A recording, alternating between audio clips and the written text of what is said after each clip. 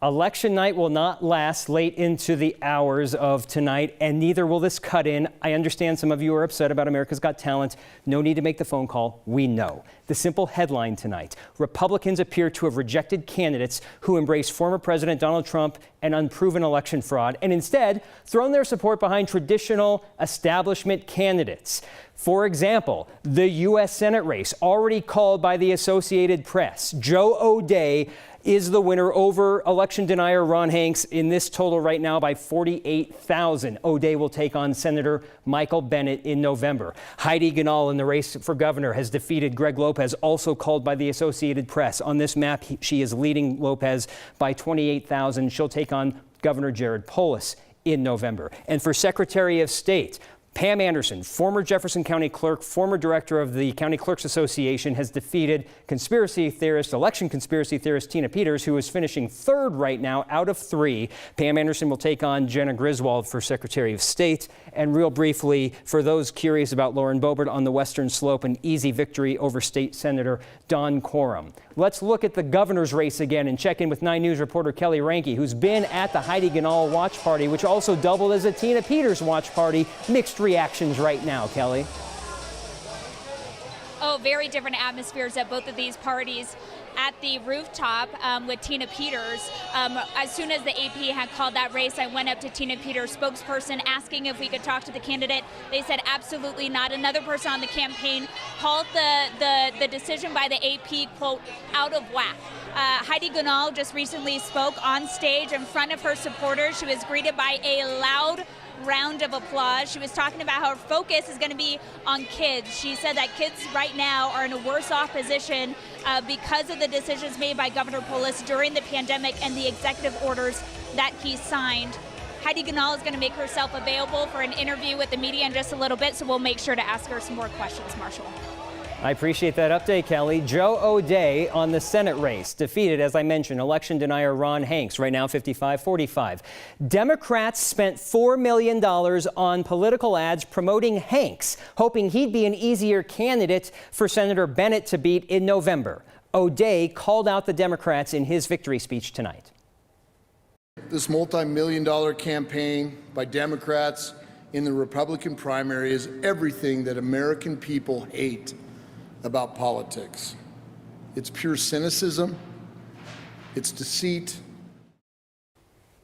Again, O'Dea taking on Bennet in November. We've got Chris Bianchi joining us now, who's going to continue to break down the results online once we go off the air. Just give me another minute. A reminder, you can track the latest results by texting the word election to 303-871-1491. We'll send you a link with the results. You can also watch the ongoing coverage with Chris here. James and Kelly are coming in with more analysis and results from the night's big races. We're going to wrap up here on Channel 9. We'll have much more on 9news.com, the 9 News Plus app, on Roku and Fire TV. Now you get to go back to America's Got Talent.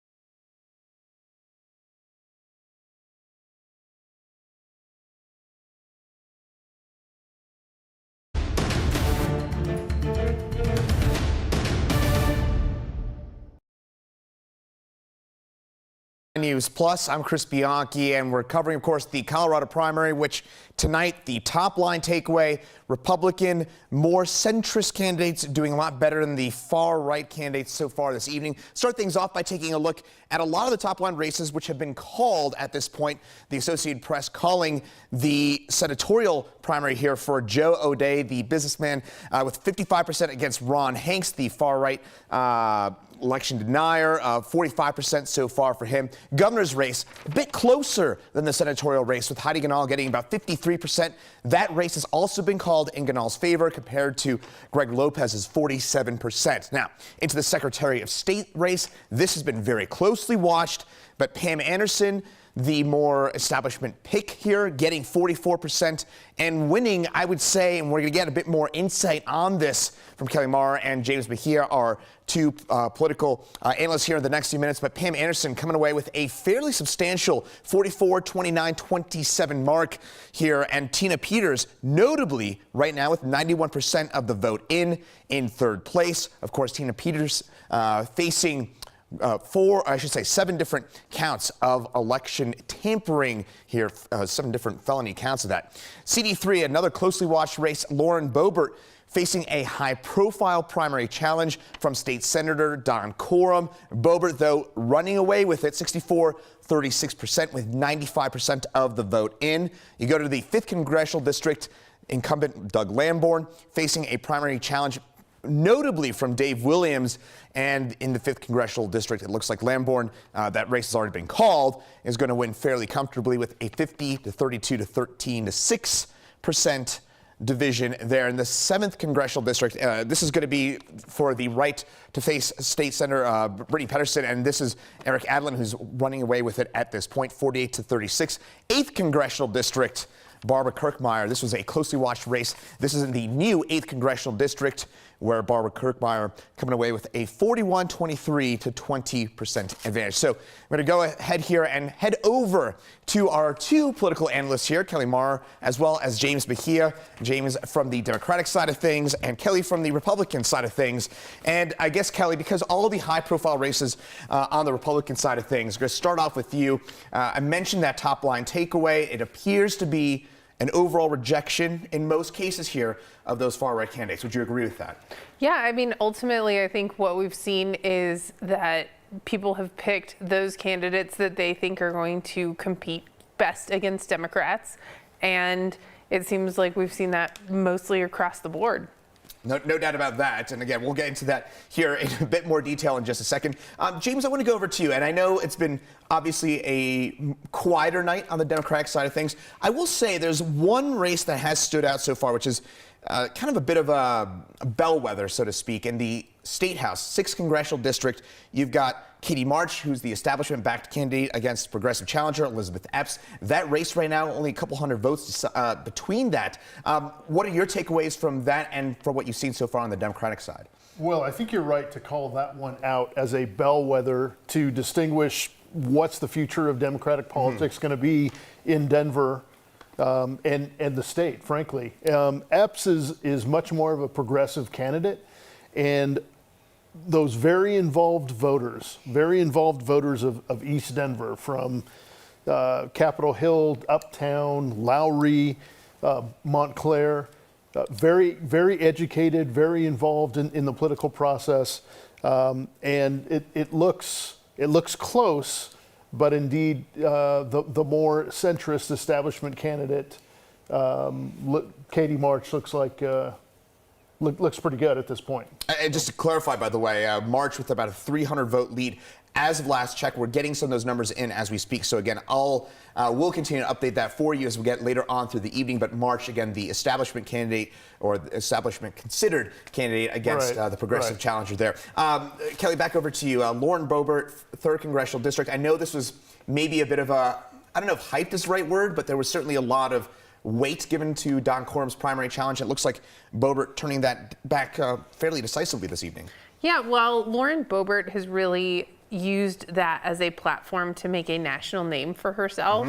And so I think the question was, do the voters of that district like that or not? And it sure seems like they do.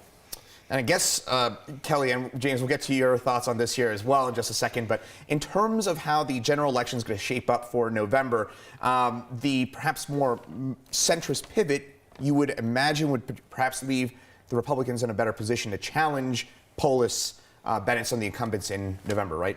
Yeah, I mean, I moderated a debate with Joe O'Dea, and he very firmly just sat up on the stage in a Republican primary debate and said, look, I think that it's a woman's right to choose. And he got a lot of flack for it at the time. And ultimately, I think that that's going to serve him well politically as we go into the general. I think he's going to have a real strong contrast with Michael Bennet.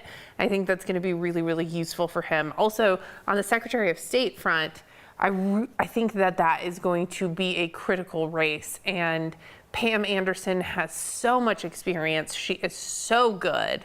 And she's really going to strike a juxtaposition with Jenna Griswold, who's really politicized that office. And James, over to you. Your thoughts on how the general election is shaping up now with those primaries largely being decided at this point? Yeah, well, the first thing I would say is anytime a more substantive candidate is winning, whether it's on the Republican side or the Democratic side, that's a win for Colorado. So I'm pleased to see candidates who have taken the election very seriously, have looked at issues and are promoting things that will be in benefit of Colorado in their eyes. A little more centrist perspective.